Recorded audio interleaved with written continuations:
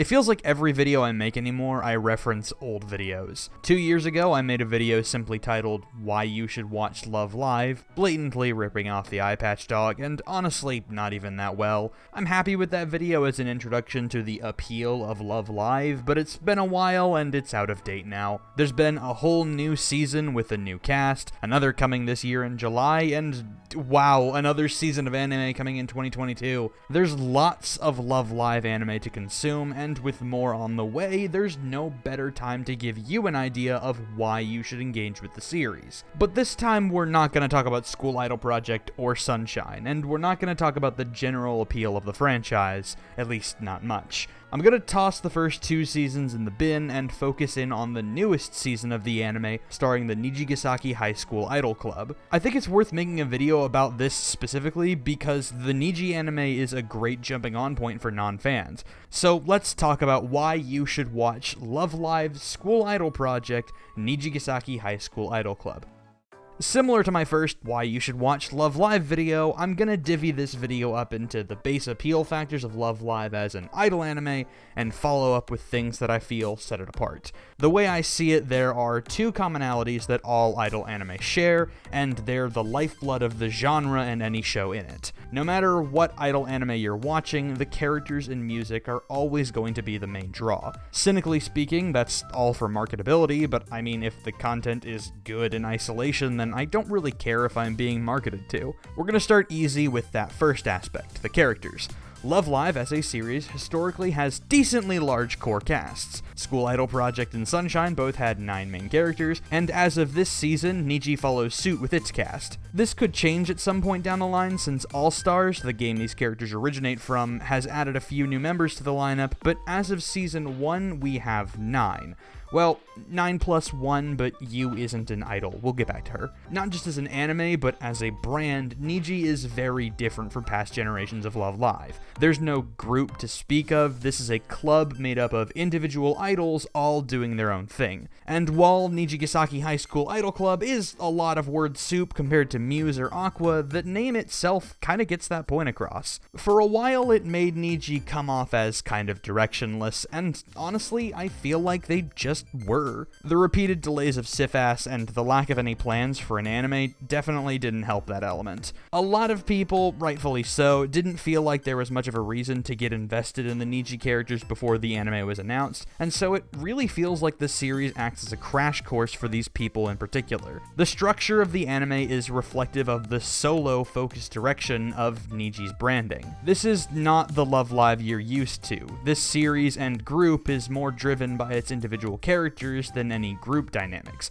and there isn't as much of an overarching direction for the story as of now. As a series first, every character gets their own spotlight episode and insert song. I'll get to the music part of that later, but I think giving each character their own episode to star in was a really good move. For non-fans of the series or people who don't follow the multimedia aspects of Love Live, this format gives us an introduction to each character, why you should care about them, and the insert song caps off each episode as a musical extension of that. They don't all stick the landing. I think I really got the short end of the stick in that regard, but I think the series succeeds with the direction with these episodes more than it doesn't. For the most part, the first 9 episodes center around one character at a time. I say for the most part because some of the first few episodes are more about establishing the club and what it stands for, with character arcs happening on the side. Episodes 2 and 3 are about Kasumi and Setsuna, but are also just as much about re-establishing the club and its identity. And sometimes it's less about one character and more about dynamics between characters. Emma and Karen have a great relationship, and highlighting that in her episode helps to highlight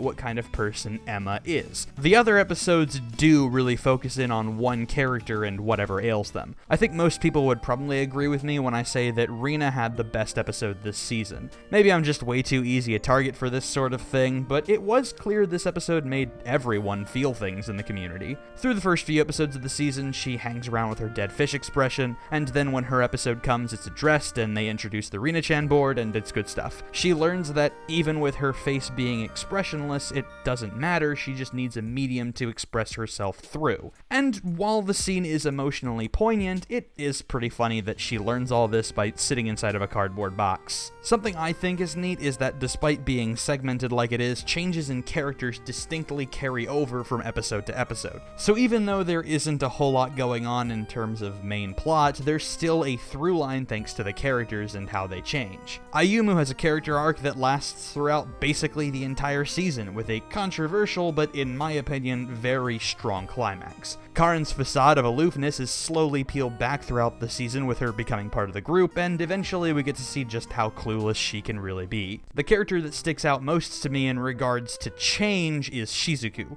Full stop, I didn't give a fuck about this character until her episode in the anime. I thought her solos were just fine, I felt like her design was kind of bland. I didn't really feel like there was a whole lot to get attached to here. Sif-Ass tried its best with some gap moe, she's bad at sports is what it amounts to, but for the most part in Sif-Ass she was just the polite, Umi-ish girl with a theater twist. I was expecting to kind of sleep through her episode, and what happened instead was a realization of, oh god, I actually care now. This episode is a big turning point for her, and also somewhat justifies the reserved nature of her character before this episode. She didn't really have a whole lot to say or do anyways, but they justify that by establishing that she's been holding herself back for her entire life. There's an outgoing cinephile thespian in this girl, but she feels the need to be dialed back for the sake of fitting in with others. After breaking out of that habit and becoming a little more accepting of her geeky side, Shizuku blossoms, and you can really see those theater kid vibes come out. The last character I want to specifically call out is Yu Takasaki. She is an anime original character who stands in the place of Sif-Ass's player character, but instead of being a weird mute, blandly perfect, or constantly asking questions to act as an audience stand-in or self-insert, she is her own person. Yu is a somewhat aimless girl who is by chance pulled into the world of idols, and in this way she represents the audience, but more so is a portrayal of newcomers to idol fandom. The first contact blowing you away, the addicting feelings that come with that,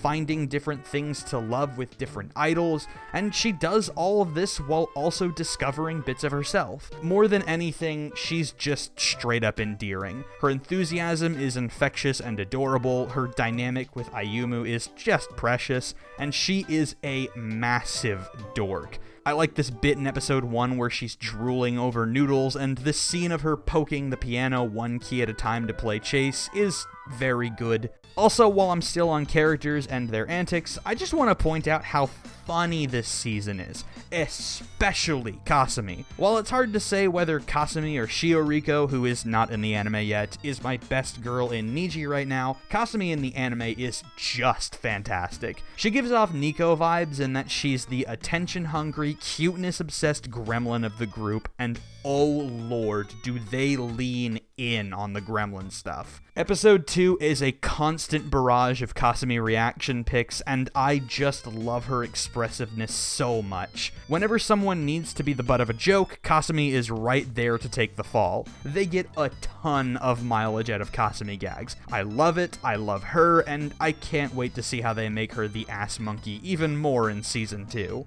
As I alluded to earlier, there's another core appeal factor for idol anime, and that is the music. And whether or not you follow Love Live, I'm 90% sure if you're watching this video, you've heard at least one song from this series before, and you probably unironically liked it. I shouldn't have to tell you that Love Live as a brand has a ton of good music, but in my original video, I went way off track and started talking about the entire Love Live discography. In this video, I just want to focus on the music in the anime, and that still gives me a lot to talk about. Now, in general, Niji has a distinct flavor from Muse and Aqua because of the format. This is a group of solo artists, and while there are a few group songs, for the most part their music is comprised of those solos. Each character has their own trademarked vibe or theme in their music, and in my opinion you can get a strong feel for the characters' personalities just from their songs. Setsuna's roaring passion, Kasumi's whimsical cuteness, eyes...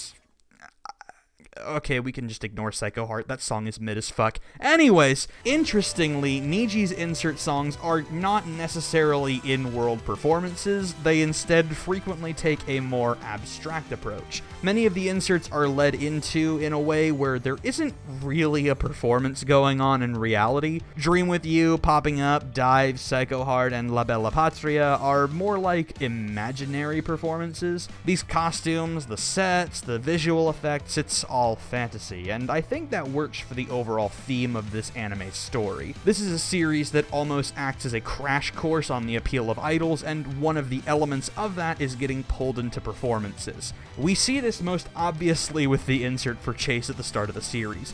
Yu is forcibly thrust into Setsuna's world of fiery passion, and from that point on, entire new worlds form around idols when they perform. Later on, they transition from fantasy to reality, with the last few solo inserts being part of actual concerts, and I like these a lot for what they do for the characters. Rina, of all characters, gets the first insert song in the series that is a full-on live show. It's a bold statement for her character, and helps play into her growth as a person. Vivid World is one of my favorite inserts in the season because it feels so confident. The club turns to Karin to represent them on the biggest stage they've had yet, and she nails it. It's cool as hell, and if you ask me, it makes a statement that Karin is going to be a powerhouse in the club moving forward. The inserts on the whole are treated like character showcase music videos with some of the highest production values in the series history, as well as bringing in different directors to give the inserts distinct feels from one another. Butterfly is the most visually striking of the series inserts, and that's thanks to bold directorial choices,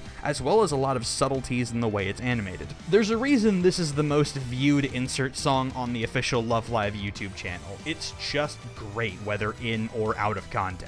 The inserts are important, obviously, but there's a couple other songs that are pretty important, and that goes for any anime, actually. The OP and ED for this season are conflicting. On the one hand, I think these are my favorite group songs in Niji's catalog, and just speaking musically, they're probably my favorite OP and ED in the franchise. But on the flip side, there's not a whole lot going on in them visually speaking. The opening is very different from other series OPs, as it focuses less on a performance and more on character introductions, and that itself is fine, but it's also padded out with stills and feels a little less visually engaging because of that. Though putting the Niji girls in suits was a cultural reset the likes of which this fandom hasn't seen in years, and I can't overstate this, Nijiiro Passions is a freaking banger. The string section was on crack in this song. The ED is completely devoid of animation, and while I'm sure that was a time-saving measure to an extent, they made the most out of it, and I think it works. This is a very strong less is more kind of ending sequence. I think EDs that are dialed back work well, they're good for easing you out of an episode, and Neo Sky Neo Map is just a very pleasant song. I don't know how, but they keep making the EDs for this series better and better, and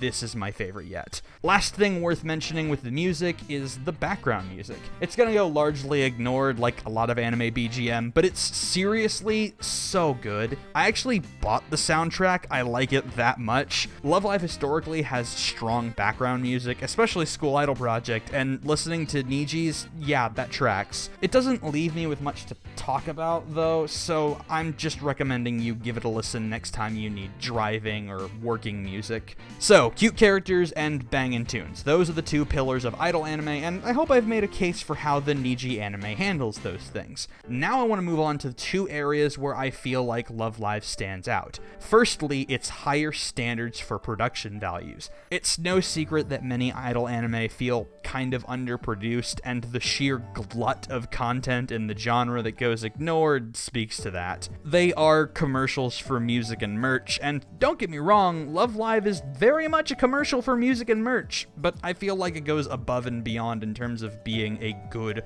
watchable anime product. It's not the only idol series that has that going for it, but it definitely feels like it's in a higher weight class than most. The Niji anime is the best that Love Live has ever looked, and it's not even close. There's a different art direction this time around, and while it gives off a less polished look, I guess, it allows for a more nuanced character animation. It's akin to the Pokemon anime changing art direction a few years back for the exact same reason. And no, I'm not going to put any Pokemon anime footage here. That is tantamount to copyright suicide. I'm by no means an expert on art or animation or anything other than Luigi's Mansion, so I don't really know what they did on the back end to make it work, but it works. The characters are more expressive than ever, with the animators playing fast and loose, with Kasumi in particular, like I mentioned earlier, and there are some really intricate cuts of animation throughout the series. I don't know who animated this cut of Kasumi climbing this wall, but I mean, look at it! This is really good! Look at the weightiness to this movement!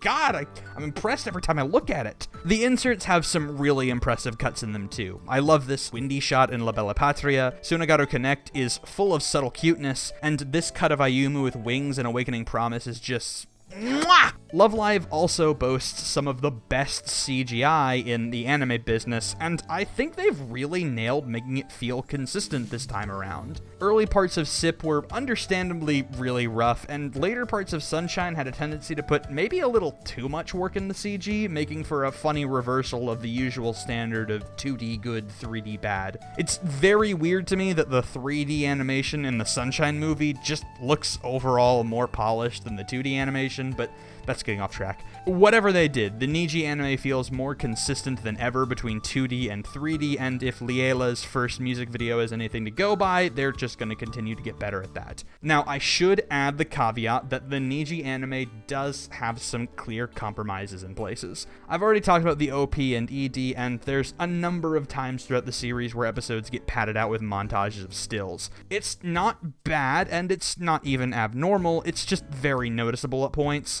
though I think they at least partially make up the difference with an emphasis on motion graphics that the series hasn't seen before to make a good use of some of these stills. The insert songs are where I think the production really sings, and I've already talked about this to a point. Bringing in different directors to give the inserts unique flavors from one another is a bold choice, and I think it's one of the best things about the series. And to make that even more impressive is the amount of work that needed to be done, in the conditions that they were done in. I don't think anyone needs me to tell them how much of a shit show 2020 was, but consider for a second just how many insert songs there are. 9 character songs, plus an extra for Ayumu, the group song at the end of the series, the short sequence for Chase. It's a lot! The fact they were able to make the series overall look as good as it does during a worldwide crisis, I can look past a few slideshows. Now for the cheesy part of the video, where I tell you the other unique selling point for Love Live. I talked about this in my first video, and I still stand by this. Love Live is a series with a lot of heart. I know that's a real cornball statement to make, but this is a series that's clearly made by people who care about what they're making. There's a clear enthusiasm on display, whether it's the expressive character animation, stories that feel like they come from a place of sincerity, or just the sheer amount of attention to detail in the references. I haven't talked about this until now, but the series is bursting with Easter eggs and references to Love Live's multimedia endeavors. Insert songs will frequently make use of characters' different costumes from Sifas. There's a few shots ripped straight from the game for those paying attention. There's references to 4 comas scattered throughout. Ayumu's now non-canon pet snake Sasuke makes a couple of cameos. There's references to tweets made by the Seiyu. Every week when a new episode aired, people were taking screenshots and posting about Easter eggs. There's a ludicrous amount of little nods throughout, and I feel like that speaks to the people on staff, or at the very least the directorial staff, really caring about what they were making. I've alluded to it a couple of times. This anime is a story about falling in love with idols and learning to follow a dream. Yu, who before this anime was just a faceless avatar character, is given a fantastic arc in this anime. She goes from aimless to consumed with idol fever, and through the series learns that she doesn't just love idols, she loves music in general and wants to pursue it. This anime tells the same story that anyone who finds a passion has gone through,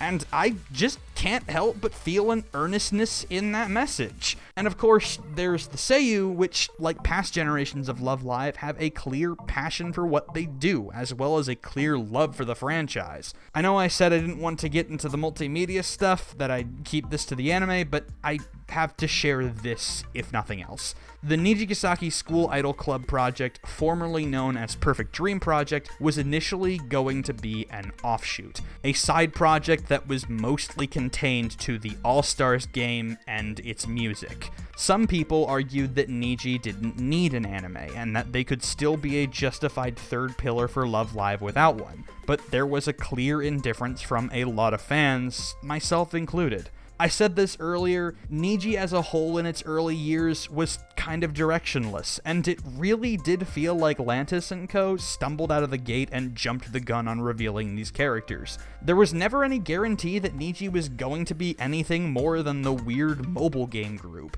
And then this happened.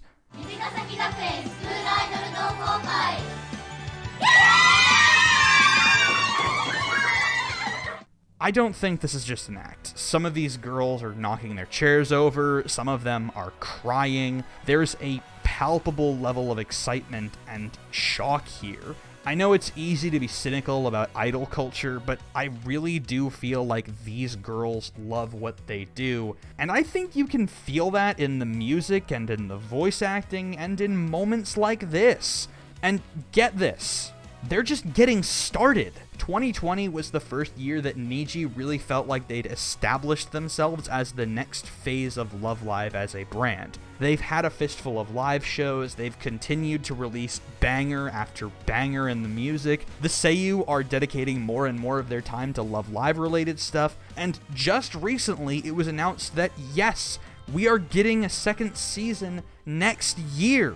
If you haven't gotten into Love Live before now, this is the time to do it. The Niji anime is the best jumping on point for new fans right now, and if you find yourself enjoying it, look at that! You've got more to look forward to. And I mean, shit, even if you stop at just watching the anime, that's totally valid. Hell, there's a new generation of Love Live starting in a matter of weeks with Love Live Superstar, and I'm sure most of what I've said here can be applied to that anime. I don't think there's ever been a better time to give this series a shot, and I think that's the best reason I can think of for why you should watch Love Live Nijigasaki School Idol Club.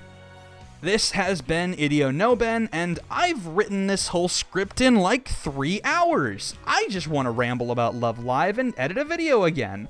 Okay, so I'm gonna slap a couple of channel updates in this outro, so if you're a long-time viewer, stick around for a minute. This video is not me coming out of retirement or anything like that. Unless there's some divine intervention that brings me back, my priority for now is streaming. If you actually want to support me, maybe consider watching my streams instead of posting a hokey comment about how much my 5-year-old countdowns meant to you. I don't want to be too passive-aggressive about this, but seriously, telling me you miss my old content and don't care about my streaming isn't exactly motivating, and doesn't really make me want to come back to YouTube. I'm open to change. There could come a day where I feel compelled to do scripted content regularly again, but don't get your hopes up for an epic return of The Tree's Apprentice anytime soon. Alright guys, that's all I got. Thanks for watching, take it easy, and go eat something delicious.